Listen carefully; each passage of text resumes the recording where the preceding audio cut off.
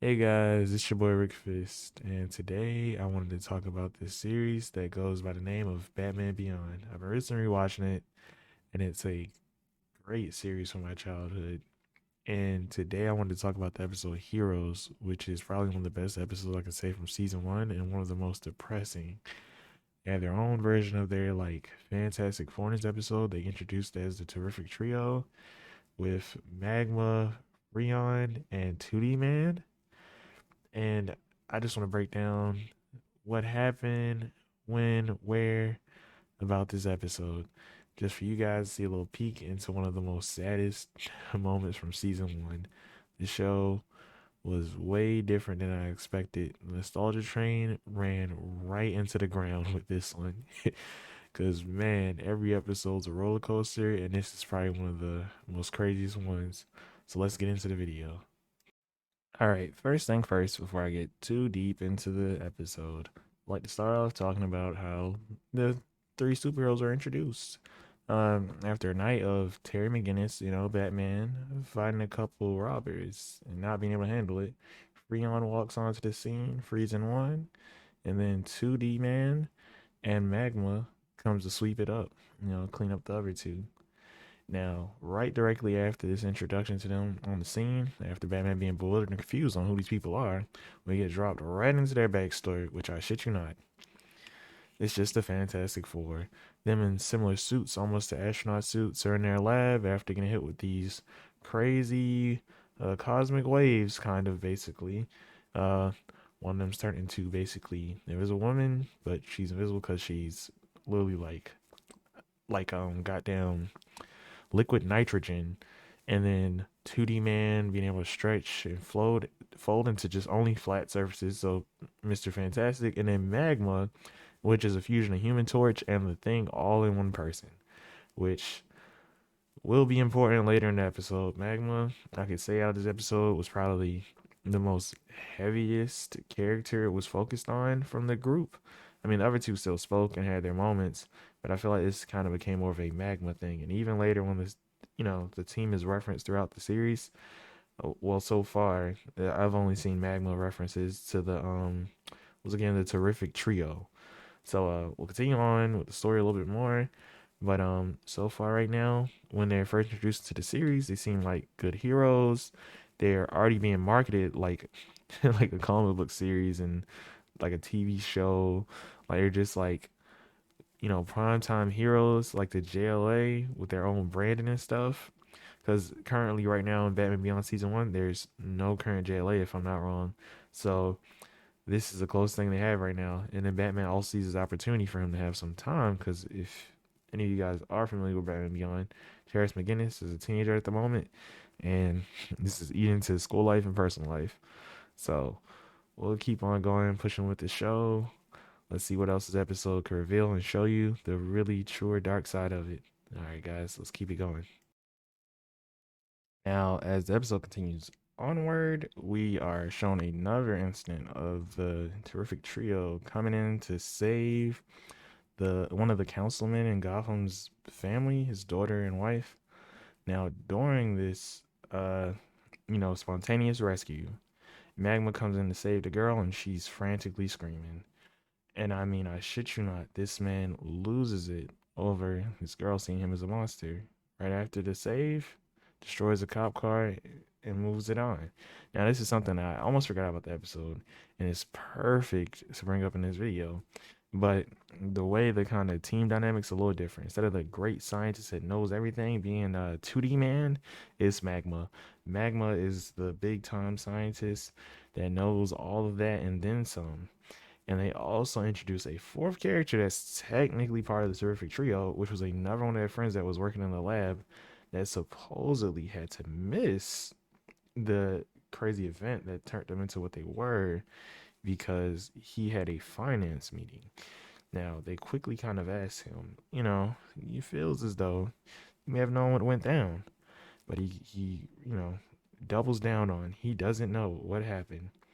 But later revealed in the episode, you end up finding out that he did, and that this whole thing was planned to turn them into these monsters slash heroes, for them to then be marketed and pushed by the government, the army.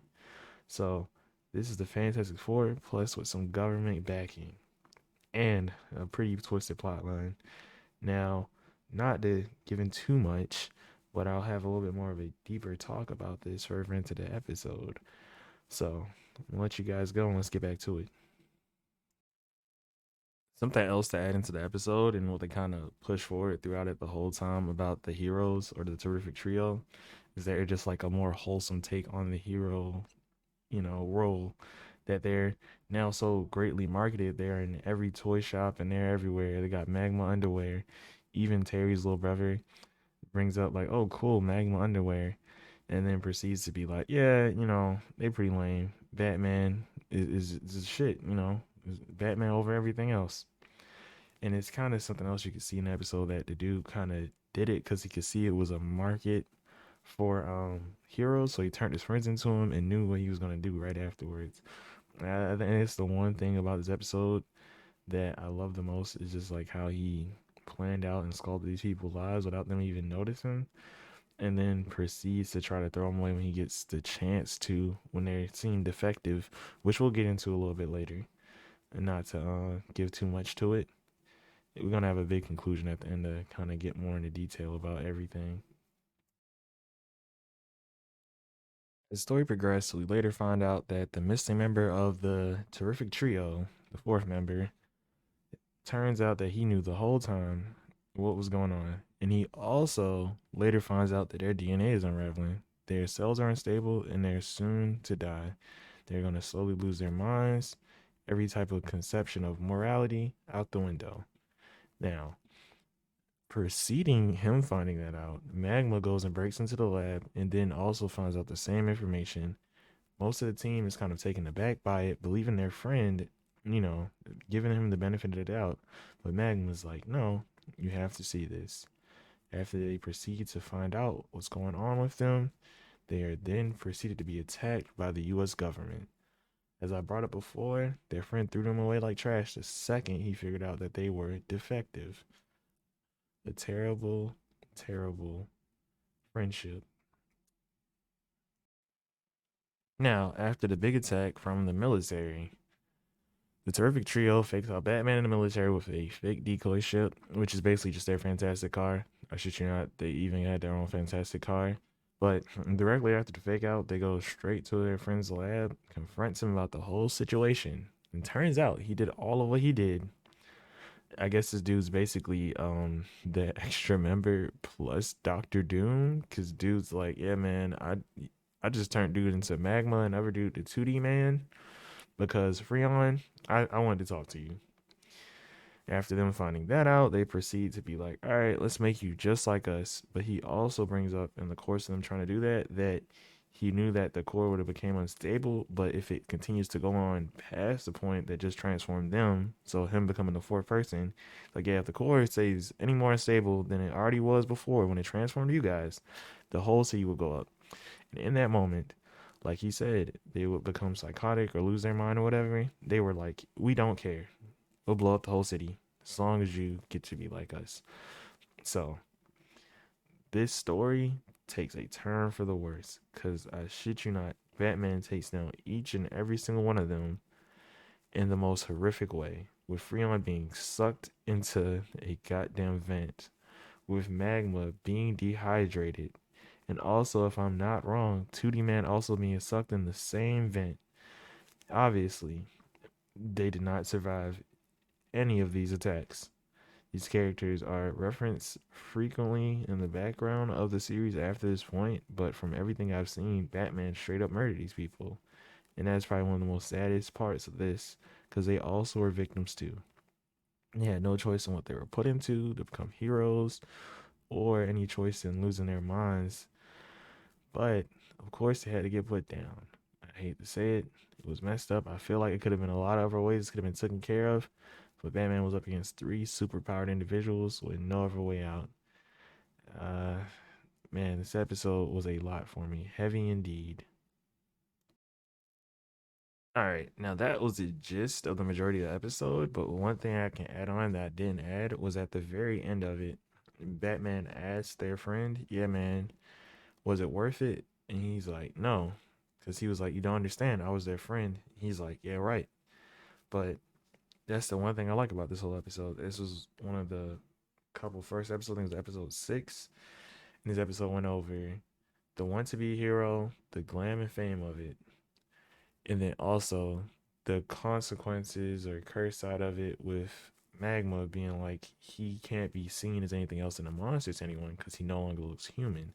He can't hold Freon in his arms anymore. It's cool and all that we got this show, we got this, watchtower, we got this little company car and all this other stuff, but it's not worth the love that he lost, the life that he lost, or his friends that will never be the same. And he felt like it all was his fault.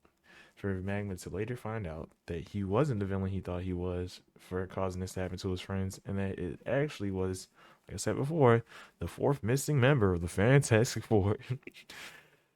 Bro decided after that it was no point in living the life he was having. They all decided to take the most worst route ever, and it was only up to Batman to put him down. And it's crazy just to think that he finally thought he was gonna have a chance to relax and have other heroes by his side, only to lose them all in an instant because of someone else's twisted plot and scheme, just to make a quick buck and make weapons out of human beings.